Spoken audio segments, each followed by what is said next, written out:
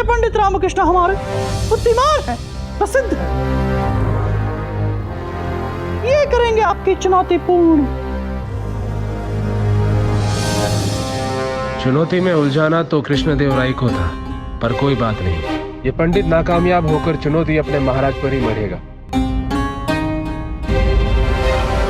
और महाराज अगर ये महोदय नहीं कर पाए तो मैं फिर से पूछता हूं महाराज, अगर पंडित रामकृष्ण ये नहीं कर पाए तो क्या ये अपने अष्ट दिग्गज पद को त्याग देंगे?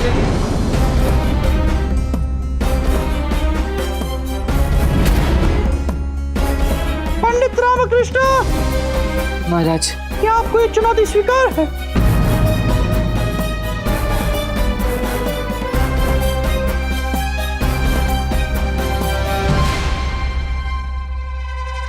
स्वीकार है महाराज।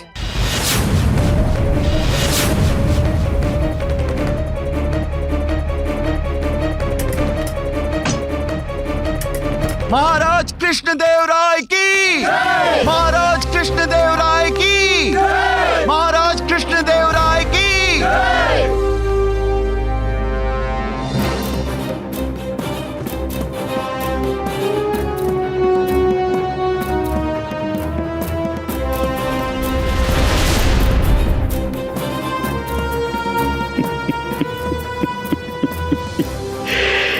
ये हुआ पंडित रामकृष्ण पर दोहरा वार। आदिनाथ को मृत्यु दंड मिल गया है, तो पंडित रामकृष्ण को अपना अष्ट दिग्गज का पद त्यागना ही होगा। और यदि पंडित रामकृष्ण इस चुनौती को पूर्ण नहीं कर पाया तो भी अष्ट दिग्गज का पद गया। हमें केवल ये तय करना है कि पंडित रामकृष्ण सिराज द्वारा दी गई चुनौती को किसी भी प्रकार पूर्ण न कर पाए।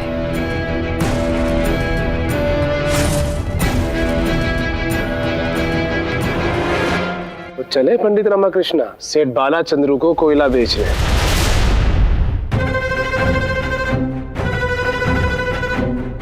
चलेंगे सिराज महोदय, अवश्य चलेंगे, किंतु आज नहीं, कल। आज मैं आवश्यक कार्य में व्यस्त हूं। आज चलिए या कल चलिए पंडित रामकृष्ण, पर आपकी हार तो पक्की है।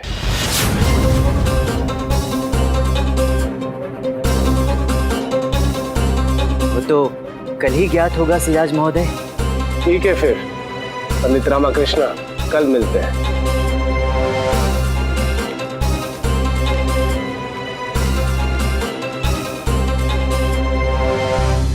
पंडित रामकृष्ण,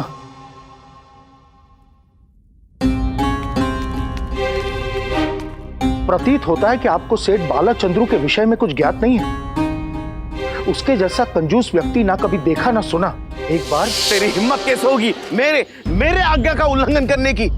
मैंने कहा था, मना किया था, फिर भी मेरी बात तूने नहीं माना। सेठ बालाचंद्र, इतना मत डांटो, बालक है वो। अरे खा खा कर घोड़ा बन गया, तुम्हें बालक दिखाई देता है? इस नालायक को मैंने कहा था एक सीढ़ी छोड़कर चढ़ना, चप्पल कम घिसेगी, फिर भी ये 2 सीढ़ी छोड़कर चढ़ा। तो अच्छा है ना, चप्पल कम घिसी होगी। अरे चप्पल कम घिसी, पर इसकी धोती फट गई, उसका क्या? बड़ा ही विचित्र व्यक्ति है और इतना कंजूस। पंडित रामकृष्ण, ऐसे कंजूस सेठ को आप एक कोयले की बोरी 10 सहस्त्र स्वर्ण मुद्राओं में कैसे बेचेंगे? हमें तो कुछ भी समझ में नहीं आ रहा।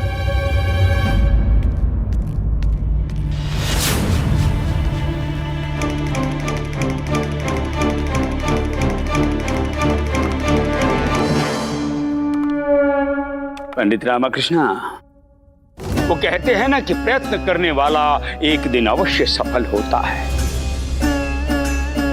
परंतु आपके संदर्भ में ऐसा होना असंभव लग रहा है।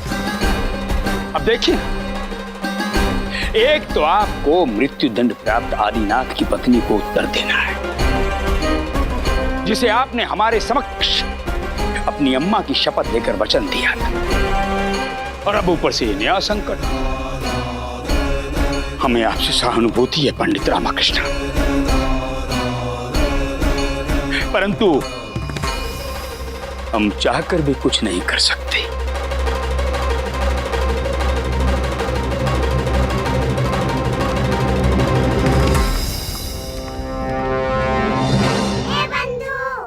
रामा, तथाचार्य सत्य कह रहे हैं। शीघ्र इस संकट से बाहर निकलने का उपाय सोच, अन्यथा अष्टदिग्गज का पद भी त्यागना पड़ेगा और दरबार से भी निष्कासित होगा। हाँ बंधु, कुछ समझ में ही नहीं आ रहा है। आदिनाथ ने भरे दरबार में स्वयं को अशुभ क्यों कहा?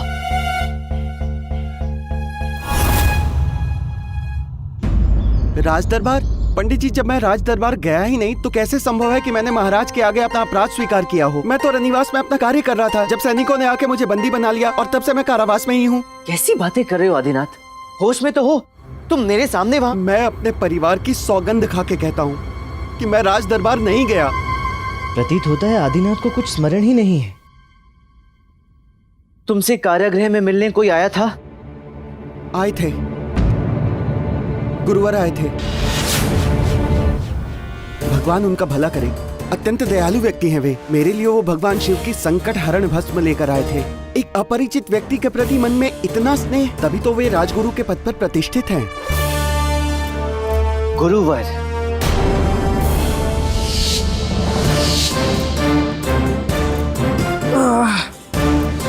मैं यहाँ कैसे आया? मैं तो परीक्षा के क्षेत्र में था। पंडित जी, मेरी रक्षा कीजिए, मैंने कुछ नहीं किया, मैं निर्दोष हूँ। तुम चिंता मत करो आदिनाथ, मैं कुछ करता हूँ। तुंदप्पा, तुंदप्पा। मेरे प्रिय शिष्यों, आज मैं आप सबका बुद्धि परीक्षण करूंगा। मान लो आप एक दुर्ग में हो जो चारों दिशाओं से सुरक्षित है और शत्रु उस दुर्ग के अंदर सुरक्षित बैठा है, तो उस दुर्ग पर विजय प्राप्त कैसे करोगे?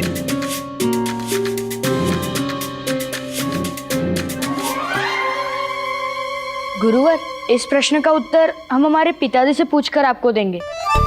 वो एक अविजित योद्धा है, उन्हें युद्ध का अनुभव है। बैठ जाइए।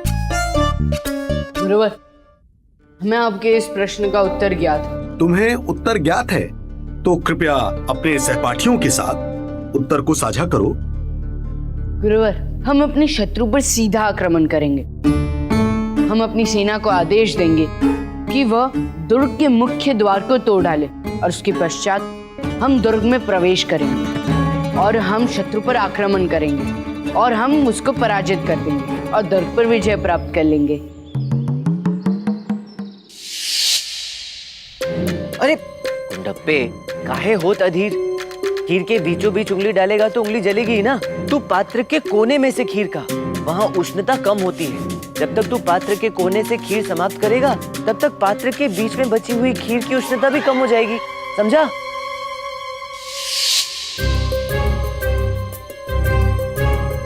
युद्धवीर, तुम इस कक्षा के सबसे तेजस्वी छात्र हो, इसलिए तुम मेरे प्रिय हो। धन्यवाद गुरु।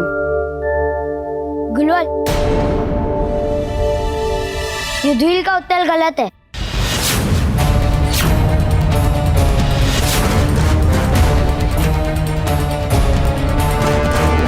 अच्छा, तो तुम मुझे सिखाओगे क्या सही है क्या गलत? अपने नाम का तो तुम शुद्ध उच्चारण नहीं कर सकते और चले हो सही और गलत का निर्णय करने। गुरुवर, दुर्ग के बीचों बीच सुरक्षित बैठे शत्रु को पराजित करने के लिए हमें उसे चारों ओर से घेरना होगा और उसके पश्चात उस घेरे को सिकुड़ते हुए हम उसे पराजित कर सकते हैं और दुर्ग पर विजय पा सकते हैं।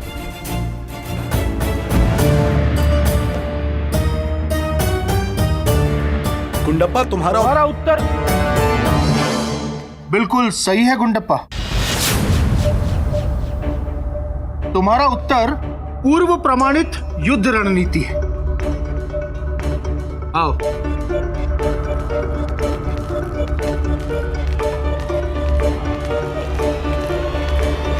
प्रणाम विद्याधर जी। प्रणाम महामंत्री जी। आप गुरुकुल में? यहाँ से गुजर रहे थे विद्याधर जी, तो सोचा कि गुरुकुल का हाल याद कर लिया जाए। अहो भाग्य हमारा। विद्याधर जी, एक बात बताइए, सारे छात्र कक्षा के अंदर हैं, परंतु गुंडप्पा अकेला बाहर खड़ा है। ऐसा क्यों?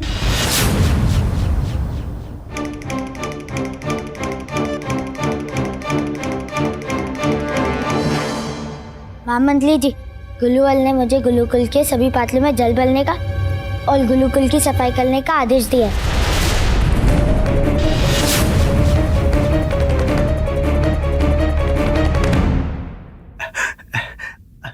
महामंत्री जी, गुरुकुल में शिष्यों को हर प्रकार की शिक्षा दी जाती है जिससे वो जीवन के हर छोटे बड़े कार्य को सफलतापूर्वक कर पाए। धन्य हो गुंडप्पा, बिना किसी त्रुटि के हमारे दिए गए कार्य में सफलता प्राप्त की है। शिष्यों, गुंडप्पा के लिए तालियां बजाओ।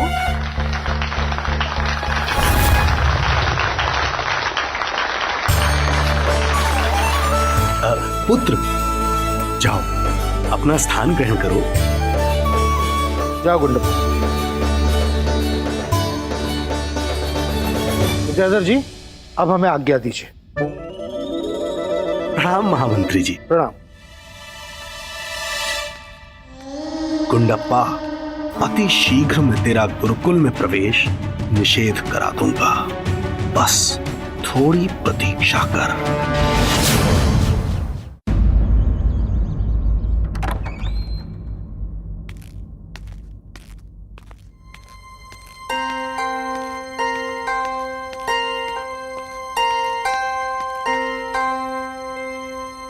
अब ये चेहरा क्यों लटका रखा है? कहीं पुनः निष्कासित होकर तो नहीं आ गए? हाँ, इसका तो ये प्रतिदिन का कार्य है।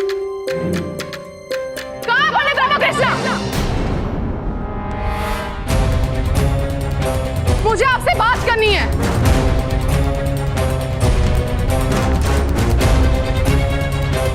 पंडित रामकृष्ण, आपने मुझे वचन दिया था कि आप मेरे पति को कारावास से बाहर निकलवाएंगे, परंतु महाराज ने तो उन्हें मृत्युदंड दे दिया है।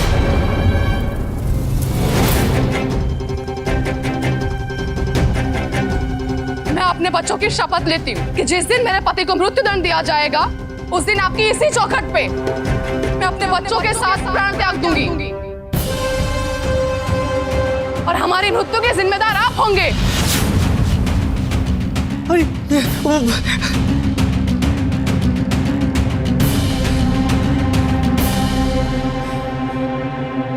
अरे मैं तो वो आदिनाथ का भला चाहता था अम्मा। उसके और उसके परिवार की चिंता करके उसे रनिवास में सेवक के पद पर नियुक्त करवा दिया था। मुझे क्या पता कि परिणाम इतना भयावह हो जाएगा। हे माँ,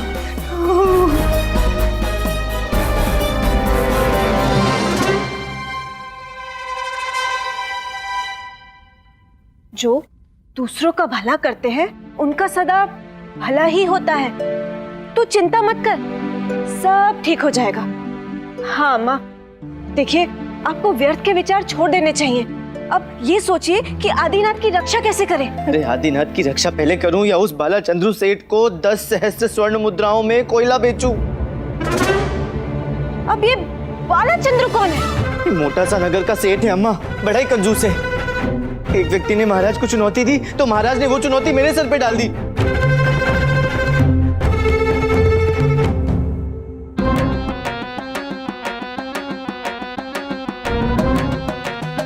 इसे क्या हुआ?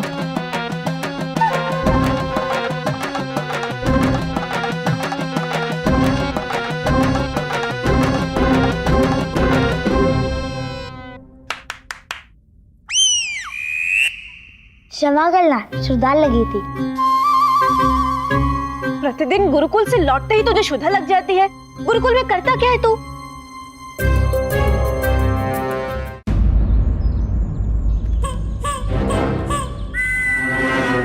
गुरुजी, धन के लिए ऐसी भी क्या लालसा कि उसके लिए आप भिखारी बन गए। और तो और अपने प्यारे शिष्यों को भिक्षा मांगने के लिए भिखारी बना दिया। मूर्ख गधो, ये भेष हमने पंडित रामकृष्ण के घर जाकर रानियों द्वारा पूछे गए प्रश्न का उत्तर प्राप्त करने के लिए धारण किया है। हम पंडित रामकृष्ण से उस प्रश्न का उत्तर लेंगे, उत्तर जाकर रानियों को देंगे और रानियां हमें ढेर सारी स्वर्ण मुद्राएं देंगी। तो ये बुढ़ा स्वर्ण मुद्राओं के लिए भिखारी बना है। सुनो, यदि तुम दोनों से कोई त्रुटि हुई तो हमसे बुरा कोई ना होगा। इस पूरे जग में आपसे बड़ा कोई दूसरा है ही नहीं। कुछ नहीं गुरुजी। प्रशंसा कर रहे थे इस रूप की गुरुजी।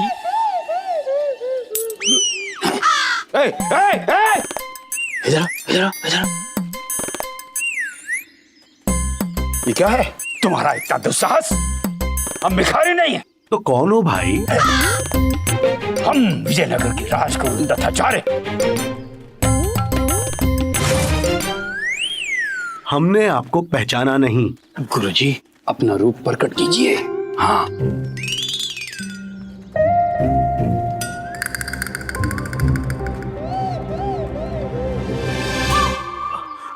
क्षमा करना गुरुवर, वो भूलवश त्रुटि हो गई। हमें ज्ञात नहीं था कि आप ये रिक्त समय में ये व्यवसाय भी करते हैं। चुप मूर्ख। हमने ये रूप पंडित रामाकृष्ण के लिए धरा है। पंडित रामाकृष्ण के लिए? क्यों गुरुवर? हम तुम्हें क्यों बताएं? मत बताइए। तुम हमें बताओ, गुंडप्पा को गुरुकुल से बाहर निकाला या नहीं? गुरुवर अति शीघ्र बाहर कर दूंगा। गुरुवर वो कार्य आज ही संपन्न हो जाता, परंतु तिमरासु जी ने सब चौपट कर दिया। तिमरासु गुरुकुल में क्या कर रहा था? वो आप ही जान ले। उचित पूछ लेंगे, परंतु ध्यान रहे वो गुंडप्पा कल गुरुकुल से बाहर हो जाना चाहिए, अन्यथा हमारी आज्ञा की अवहेलना करने का परिणाम तुम भली भांति जानते हो। जी जी गुरुवर, मैं जाऊं? जाओ। रुको, लेके जाओ। क्षमा करना गुरुवर। हाँ गुरुजी, चलो चलो गुरुजी। जो स्वयं लापता है उसका परिचय कैसा? दुष्ट स्वयं त्रुटि करता है और दोष दूसरों पे लगाता है। तू झूठा और धूर्त बालक है। जाओ और पुनः जल संचय करो। गुंडप्पा, तुम्हें ज्ञात है ना तुम्हारे घर के भोजन में कितनी रुचि है?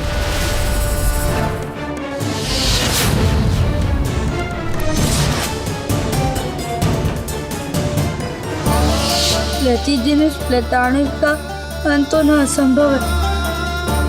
मुझे शिक्षित होने का विचार त्यागना होगा। कल से मैं गुरुकुल नहीं जाऊंगा। हाँ, यही मेरा अंतिम निर्णय है। अब मैं गुरुकुल नहीं जाऊंगा। मुझे शारदा, अम्मा और लामा को अपने निर्णय से अवगत कराई देना चाहिए।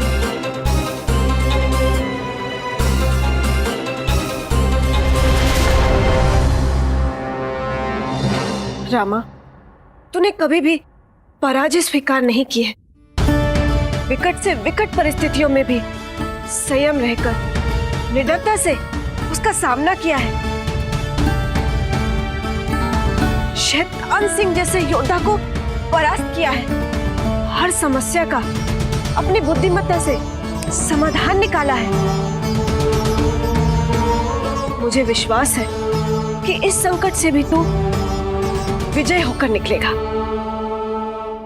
हाँ, सत्य कहा अम्मा आपने। देखिए, हर समस्या का कोई ना कोई हल होता है।